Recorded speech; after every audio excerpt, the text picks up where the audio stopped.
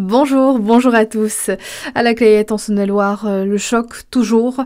Après ce tragique accident de la route ayant tué 5 personnes ce lundi sur la D985, un conducteur d'une cinquantaine d'années aurait perdu le contrôle de son véhicule dans un virage avant qu'il ne percute un autre véhicule transportant 4 personnes venant en sens inverse frontalement.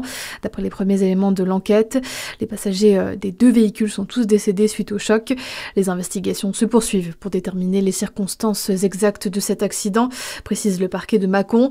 Une assistance aux familles endeuillées a été mise en place. Une nouvelle machine qui fait gagner du temps. À Dijon, le centre de lutte contre le cancer de Bourgogne-Franche-Comté se dote d'un TEP-scan corps entier. Déjà installé depuis l'été, il a permis de réaliser les premières imageries en septembre.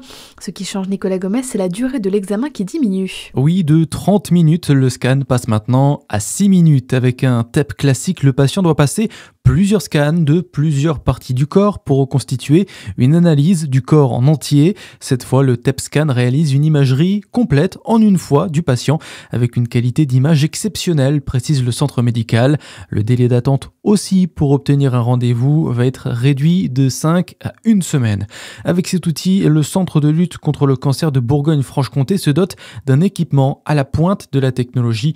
Il n'existe que 3 TEP scans corps entier en France. Coût de la machine, 10 millions d'euros cofinancés par le Centre de lutte contre le cancer de Bourgogne-Franche-Comté et le CHU de Dijon. Dans le reste de votre actualité, c'est la concession de Sébastien Lecornu pour éviter la censure du PS. La suspension de la réforme des retraites est débattue aujourd'hui à l'Assemblée nationale dans le cadre du budget de la sécurité sociale. Et ce nouveau geste du gouvernement à la gauche, il va déposer un amendement visant à élargir la suspension aux carrières longues. En attendant, les députés ont jusqu'à ce soir minuit pour voter le projet de financement de la Sécu.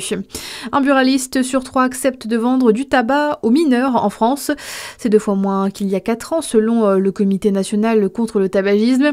L'association qui se réjouit de cette amélioration juge toutefois la situation encore préoccupante. Ces ventes sont plus fréquentes en Ile-de-France, dans le Grand Est et dans les communes de plus de 15 000 habitants. Côté sortie, le premier salon de l'auto du Jura, après quelques années d'absence à de l'Expo, est de retour dès ce vendredi 14 et samedi 15 novembre. Le salon expose les voitures de collection, mais aussi des concessionnaires locaux avec des véhicules neufs, thermiques, hybrides ou même électriques. Des stands de restauration sur place sont prévus et l'entrée est gratuite. Un mot de musique, le groupe franc-comtois de Besançon Alta Rossa sera le seul représentant de la région programmé au Hellfest. Ils font donc partie des 183 artistes au programme de la 19e édition du Festival de métal à Clisson en Loire-Atlantique en date du 18 au 21 juin 2026. À suivre votre météo sur Fréquence Plus.